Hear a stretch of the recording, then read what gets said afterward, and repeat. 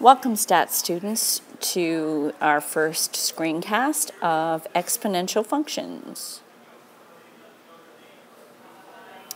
All exponential functions have the form y equals a times some b to the x. The variable x is an exponent, so these graphs are not straight lines. In a straight line, the rate of change is the same across a graph. In these graphs, the rate of change increases or decreases across the graphs. I have an example. Y equals 100 times 0.5 raised to the x. In this case, a equals 100, b equals 0.5. The graph is going to be a decreasing function. In this case, each time x is increased by 1, y would decrease to 1/2 of its previous value.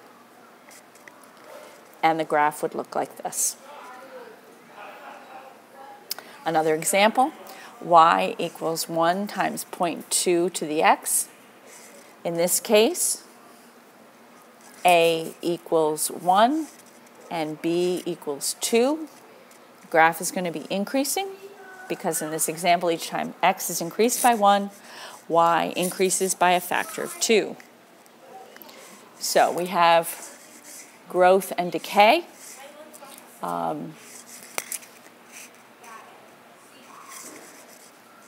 growth function would be of the form a is 1 plus r raised to the x. A decay would be a is 1 minus r to the x. A is the initial amount before measuring the growth or decay. R is the growth or decay rate, and it's often a percent. And x is the number of time intervals that have passed. Here's an example. B equals S, 1 plus R to the n.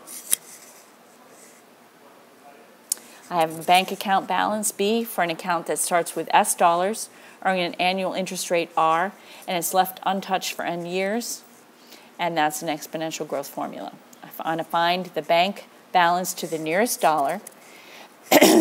If the account starts with $100, has an annual growth rate of 4%, and the money is left in the account for 12 years.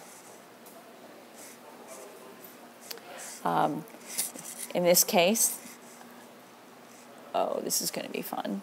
B equals S 1 plus R to the n.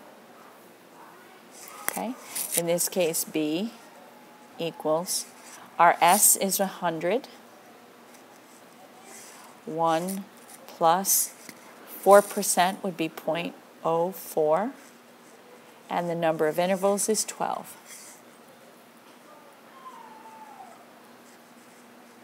B would equal $160. Another example would be for a growth problem given to you in words. In 1985, there were 285 cell phone subscribers in the small town of Centerville. The number of subscribers increased by 75% per year after 1985. How many cell phone subscribers were there in Centerville in 1995? Don't consider a fractional part of a person. Okay, so we start with 498 in 1986. I want to have 75% more. I use my calculator.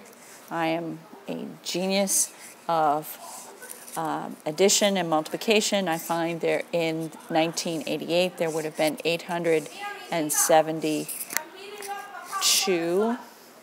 In 1988 there would be 1,527.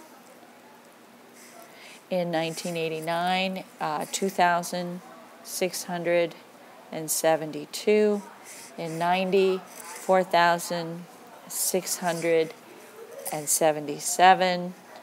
91, there would be 8,186. In 92, there would have been 14,000. Holy moly, 325. In 93, there would have been 2,569. And in 1993, I'm going to write it underneath, 4,300 43,871. Okay.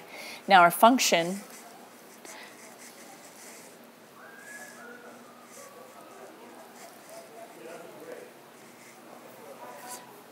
would be A equals 1 plus 1 plus r to the x. A is the initial growth initial amount before growth begins. R is the growth rate. X is the number of intervals. So our function would be y equals the initial amount was in fact 285 subscribers.